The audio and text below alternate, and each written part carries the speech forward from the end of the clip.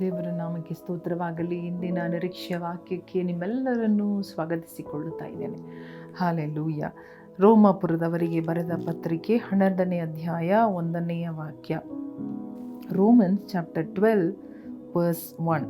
ಆದುದರಿಂದ ಸಹೋದರರೇ, ದೇವರ ಕನಿಕರವನ್ನು ನಿಮ್ಮ ನೆನಪಿಗೆ ತಂದು ನಿಮ್ಮನ್ನು ಬೇಡಿಕೊಳ್ಳುವುದೇನೆಂದರೆ, ನೀವು ನಿಮ್ಮ ನಿಮ್ಮ ದೇಹಗಳನ್ನು ದೇವರಿಗೆ ಮೀಸಲಾಗಿಯೂ ಮೆಚ್ಚುಗೆಯಾಗಿಯೂ ಇರುವ ಸಜೀವ ಯಜ್ಞವಾಗಿ ಅರ್ಪಿಸಿರಿ. ಇದೇ ನಿಮ್ಮ ವಿವೇಕಪೂರ್ವಕವಾದ ಆರಾಧನೆಯು. ಹಲ್ಲೆಲೂಯಾ.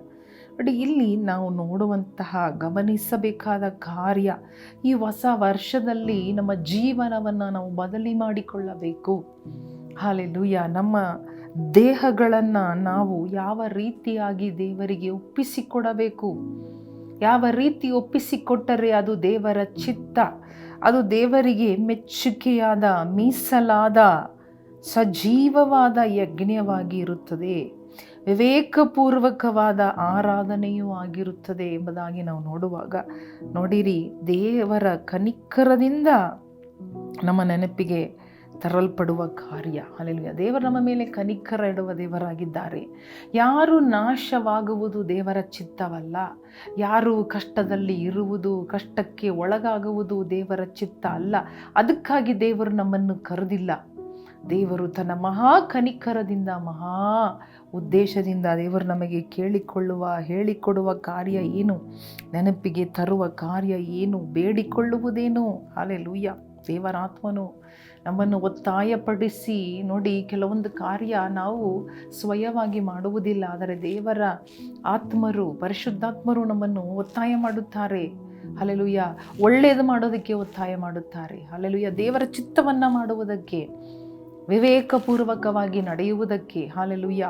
ನಾವು ಯಾವ ರೀತಿ ನಮ್ಮ ಜೀವನ ಮೀಸಲಾಗಿರಬೇಕು, ದೇವರಿಗೆ ಮೆಚ್ಚುಗೆಯಾಗಿರಬೇಕು. ನಮ್ಮ ದೇಹಗಳು, ನಮ್ಮ ದೇಹ, ನಮ್ಮ ಶರೀರ ದೇವರಿಗೆ ಮೀಸಲಾಗಿ ಇಡಬೇಕು. ಹಲ್ಲೆಲೂಯಾ. ಒಪ್ಪಿಸಿಕೊಡೋಣ ಮೀಸಲಾಗಿ ನಮ್ಮ ದೇವರಿಗೆ, ಅದು ಮೆಚ್ಚುಗೆಯಾಗಿಯೂ ಸಜೀವವಾದ ಯಜ್ಞವಾಗಿಯೂ ಅರ್ಪಿಸಿರಿ. Give it as a living sacrifice. Hallelujah. ಜೀವವಿಲ್ಲದ ವಸ್ತುಗಳನ್ನು, ಹಣಗಳನ್ನು ಸುರಿಯುವುದಕ್ಕಿಂತ ಜೀವವುಳ್ಳ ನಮ್ಮನ್ನೇ, ನಮ್ಮ ದೇಹವನ್ನೇ, ಸಜೀವವಾಗಿರುವ ನಮ್ಮ ದೇಹವನ್ನು ನಾವು ಆತನಿಗೆ ಒಪ್ಪಿಸಿರಿ.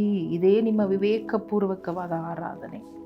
ಹಲ್ಲೆಲೂಯಾ. ದೇವರಿಗೆ ಇಷ್ಟವಾದ ಆರಾಧನೆ ಏನು? ನಮ್ಮ ದೇಹಗಳನ್ನು ಸರಿ ಮಾಡಿಕೊಳ್ಳುವುದು, ನಮ್ಮ ದೇಹಗಳನ್ನು ಅರ್ಪಿಸುವುದು, ನಮ್ಮ ದೇಹಗಳನ್ನು ದೇವರಿಗೆ ಮೀಸಲಾಗಿಡುವುದು. ಹಲ್ಲೆಲೂಯಾ.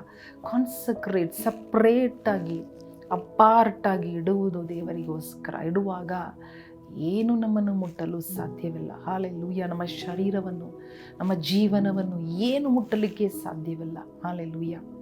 ಒಪ್ಪಿಸಿಕೊಟ್ಟು ಪ್ರಾರ್ಥನೆ ಮಾಡೋಣವ. ಹಲ್ಲೆಲೂಯಾ. ದೇವರು ಇಷ್ಟಪಡುವಂತಹ, ಹಲ್ಲೆಲೂಯಾ, ಏನು ಆರಾಧನೆ, ಇಷ್ಟಪಡುವಂತಹ ಆರಾಧನೆ ಏನು, ಯಾವ ಯಜ್ಞವನ್ನು ದೇವರು ಇಷ್ಟಪಡುತ್ತಾ ಇದ್ದಾರೆ. ಹಲ್ಲೆಲೂಯಾ. ನಮ್ಮ ಶರೀರ, ನಮ್ಮ ದೇಹ, ನಮ್ಮ ಜೀವನವನ್ನು ದೇವರಿಗಾಗಿ ನಾವು ಮೀಸಲಾಗಿಡುವಾಗ, ಸಪ್ರೇಟೆಡ್ ಲೈಫ್, ಇಹ ಲೋಕದ ನಡುವಳಿಯಿಂದ ದೂರವಾಗಿ ದೇವರ ಒಂದು ಹಾದಿಗೆ ಬರುವವರಾಗಿ ನಾವು ನಮ್ಮನ್ನು ಒಪ್ಪಿಸಿಕೊಡೋಣವ, ಬದಲಾಗೋಣವ. ನಮ್ಮ ಮಾತು, ನಮ್ಮ ನಡೆ, ನಮ್ಮ ಮನಸ್ಸು ಬದಲಾಗಲಿ, ನೂತನಗೊಳ್ಳಲಿ. ಹಲ್ಲೆಲೂಯಾ. ಇದುವರೆಗೂ ನಾವು ಹೇಗೋ ನಾವು ದಾಟಿ ಬಂದೆವು, ಆದರೆ ಇನ್ನು ಮುಂದೆ ನಾವು ಹೀಗೇ ನನ್ನ ಜೀವನ ಇರಬೇಕು ಎಂಬುದಾಗಿ ಒಂದು ತೀರ್ಮಾನ ಮಾಡಿ ದೇವರ ಕೈಯಲ್ಲಿ ಒಪ್ಪಿಸಿಕೊಡೋಣ. ನಮ್ಮ ದೇಹಗಳನ್ನು ಒಪ್ಪಿಸಿಕೊಡೋಣ. ಏಸಪ್ಪ, ನಾವು ನಮ್ಮ ದೇಹಗಳನ್ನು ಒಪ್ಪಿಸಿಕೊಡುತ್ತೇವೆ ನಿಮಗೆ ಆಗಿ. ಓ ಏಸಪ್ಪ, ಯಜ್ಞವಾಗಿ, ಮೀಸಲಾಗಿ, ಆರಾಧನೆಯಾಗಿ ಕೊಡುತ್ತೇವೆ ಸ್ವಾಮಿ. ಹೌದು ಸ್ವಾಮಿ, ನೀನು ಇಷ್ಟಪಡುವ ರೀತಿಯಲ್ಲಿ ಒಪ್ಪಿಸಿಕೊಡುತ್ತೇವೆ ಅಪ್ಪ. ನಮಗಿಷ್ಟ ಬಂದಂಗೆ ಅಲ್ಲಪ್ಪ, ನಮಗೆ ಸುಲಭವಾದಂಗೆ ಅಲ್ಲಪ್ಪ, ನಮಗೆ ಯಾವ ಸೌಲಭ್ಯ ಇದೆಯೋ ಆ ರೀತಿ ಅಲ್ಲ ಎಸಪ್ಪ, ನೀನು ಇಷ್ಟಪಡುವ ರೀತಿ. That is important lord. Lord, however you want us to give us, Lord, however you want us to live our life, ಆ ರೀತಿ ನಾವು ನಮ್ಮನ್ನು ಒಪ್ಪಿಸಿಕೊಡುತ್ತೇವೆ. ಯೇಸುವಿನ ನಾಮದಲ್ಲಿ ಬೇಡಿಕೊಳ್ಳುತ್ತೇವೆ ನಮ್ಮ ತಂದೆ, ಆಮೇನ್.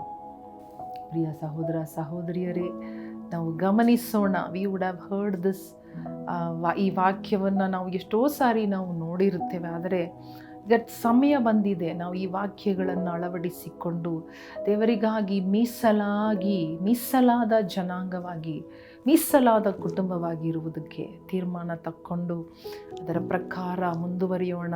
ದೇವರಿಗಾಗಿ ನಾವು ನಮ್ಮ ದೇಹಗಳನ್ನು ಒಪ್ಪಿಸಿಕೊಡೋಣ. ದೇವರು ನಿಮ್ಮನ್ನು ಆಶೀರ್ವದಿಸಲಿ. ಆಮೆನ್.